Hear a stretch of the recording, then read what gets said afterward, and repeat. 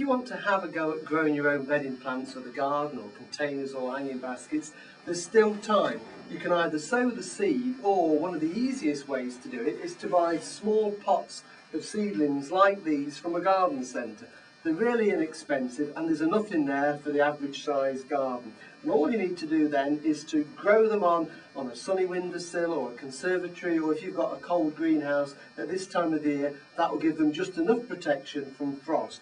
So what you need to do is to get a seed tray, and I like to grow them in these cell seed trays that have got individual compartments.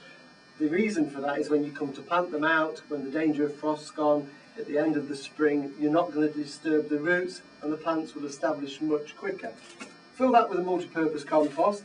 If it's dry, water it and then let it stand, and make sure that the compost around the seedlings is moist as well. And then using a dibber, it can be a bit of garden cane or an old biro or plastic digger, just loosen the roots like that. And we've got to be very careful how we handle the seedlings.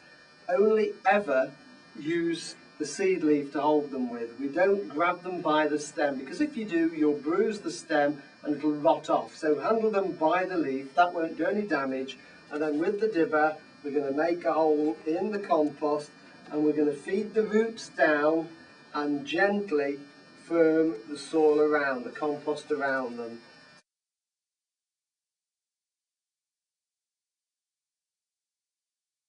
Lower the seedling down so that the roots are in the compost, and use the dibber just to firm the compost around them.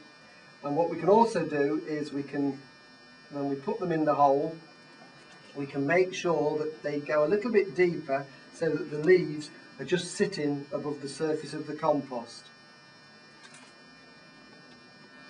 And then when you've transplanted all the seedlings, it's important that they're given a drink straight away. We're using tap water for this, with a watering can with a fine rose so that we don't dash the seedlings down.